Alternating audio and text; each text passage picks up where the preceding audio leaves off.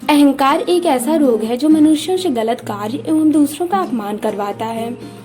ईश्वर की माने तो मनुष्यों को प्राप्त सभी शक्तियाँ, गुण एवं अवगुण उन्हीं की देन है, अतः इस पे अहंकार नहीं करना चाहिए। और सबसे दुख की बात तो ये है कि अहंकार जैसा रोग केवल मनुष्यों एवं दानवों को ही नहीं बल्कि कभी कभी देवताओं को भी लग जाता है।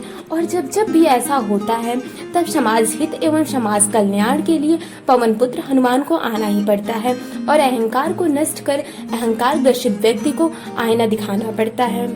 आज हम ऐसे ही 5 घटनाओं के बारे में चर्चा करेंगे। धर्म ग्रंथों की माने तो पवन पुत्र हनुमान श्री राम के बहुत ही प्रिय भक्त थे। वो श्री राम के हर कार्य में सहायक सिद्ध हुए हैं, फिर चाहे वो श्री राम के अवतार में हो या फिर श्री कृष्ण के अवतार में हो। पहली घटना उस समय की है जब अर्जुन को अपने सर्वश्रेष्ठ धनुधर होने पर घमंड हो गया था। उस समय श्री कृष्ण की आज्ञा पाकर श्री हनुमान जी अर्जुन से मिलने आते हैं। अर्जुन एवं श्री कृष्ण वामेश्वरम पर मिलते हैं। तब अर्जुन कहते हैं कि यदि मैं लंका युद्ध के समय होता तो मैं अपने बाणों से ही समुद्र पर वानर सेना के लिए पुल बना देता। हनुमान जी उत्तर देते हैं कि वानर सेना आपका पुल वानर सेना का भार न सह पाता। इस पर अर्जुन तुरंत वहां पर पुल बना देते हैं और हनुमान जी को चुनौती देते हैं।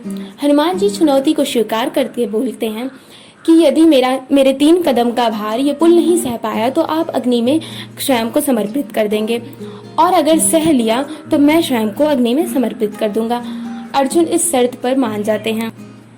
हनुमान जी आगे बढ़ते हैं और पुल पर पहला कदम रखते हैं। उनके पहले कदम रखते ही पुल हिल जाता है। दूसरा और तीसरा कदम रखने के बाद पूरा सागर लाल हो जाता है, परंतु वह पुल नहीं टूटता।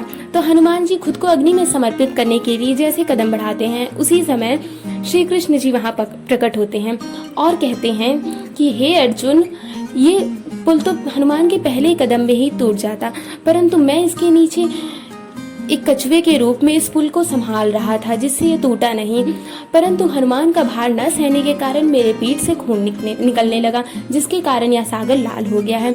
इतना सुनते ही हनुमान जी को बहुत ही दुख हुआ और अर्जुन को बहुत ही ग्लानि हुई और इस प्रकार उनका अहंकार समाप्त हो जाता है।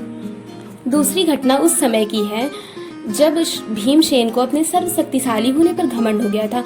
उस समय एक दिन द्रौपदी के कहने पर वो कमल का फूल लाने के लिए गंधमादन पर्वत पर जाते हैं। वहाँ रास्ते में एक बूढ़ा वानर लेटा हुआ होता है।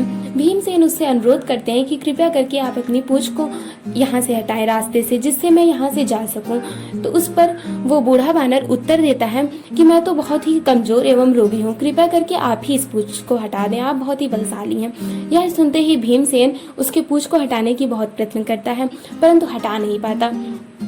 इस पर वो बूढ़ा वानर अपने हनुमान वेश में आता है और भीमसेन को शिक्षा देता है कि कभी भी अपने शक्तियों पर अभिमान नहीं करना चाहिए, वो ईश्वर की देन है तो हमें उसे सदुपयोग करना चाहिए। इस तरह भीमसेन का अहंकार टूट जाता है। एक समय की बात है, सत्यभामा को अपनी सुंदरता, वाहन गरुड़ को अपनी वेग एवं शक्ति, सुदर्शन चक्र को अपनी शक्ति पर अभिमान होने लगा था। उस समय इन सभी के अभिमानों को तोड़ने के लिए श्री कृष्ण जी ने एक योजना बनाई। योजना के अनुसार उन्होंने हनुमान जी को याद किया और द्वारिका आने के लिए अनुरोध किया। उनके अनुरोध पे हनुमान जी द्वारिका आए, परंतु द्वारिका आकर तहलका मचाने लगे। तब श्री कृष्ण जी ने गरुड़ से कहा कि जाओ और जाकर उस वानर को लेकर आओ। गरुड़ जाते हैं और वहां जाकर के वो उनसे यहाँ आने के लिए अनुरोध करते हैं हनुमान जी से, परंतु हनुमान जी मना कर देते हैं। इस पर गरुड़ और हनुमान जी के बीच में युद्ध होता है, जिसमें गरुड़ हार जाता है, जिससे उसकी शक्ति पर अभिमान टूट जाता है, परंतु उसको अभी भी अपने वेग पर बहुत ही अभिमान होता है और वो वापस आकर श्री कृष्ण जी से कहता है कि वो नहीं आए। फिर श्री कृष्ण उनसे पुनः भेजते हैं और कहते हैं जाओ, जाकर कह दो कि तुम्हें श्री राम ने बुलाया है। गरुड़ वापस हनुमान जी के पास जाते हैं और उनसे श्री कृष्ण जी का समाचार कहते हैं। समाचार सुनकर हनुमान जी गरुड़ जी के साथ आने के लिए तैयार हो जाते हैं। तब गरुड़ जी सोचते हैं कि मैं इनसे पहले श्री कृष्ण के पास पहुंचूंगा, इससे यह सिद्ध हो जाएगा कि मेरा वेग सबसे तेज है। उधर श्री कृष्ण जी खुद श्री राम का रूप लेकर और सत्यभामा जी को सीता का रूप दिलाकर खुद सिंहासन पर बैठ जाते हैं और सुदर्शन चक्र को यह आज्ञा देते हैं कि वह जाकर द्वार पर खड़ा हो जाए और किसी को भी अंदर न आने दे। तभी हनुमान जी वहां आते हैं और सुदर्शन चक्र उन्हें अंदर जाने से मना करता है, पर वह अंदर जाने के लिए जिद करते हैं। इस पर सुदर्शन चक्र कहता है कि मैं सबसे ज्यादा सर्वशक्तिशाली हूँ, अतः तुम अंदर नहीं जा सकते, तुम्हारी भलाई इसी में है, तुम यहाँ से वापस चले जाओ।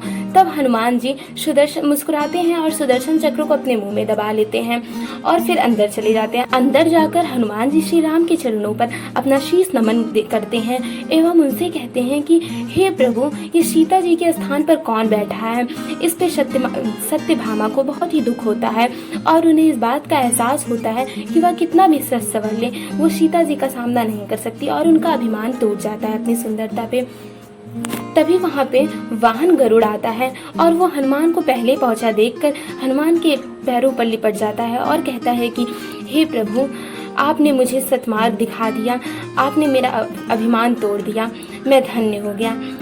तभी श्री कृष्ण जी के सुदर्शन चक्र के बारे में पूछने पर हनुमान जी अपने मुंह से सुदर्शन चक्र को निकालते हैं और श्री राम के चरणों पर रख देते हैं। इससे सुदर्शन चक्र का भी अभिमान टूट जाता है।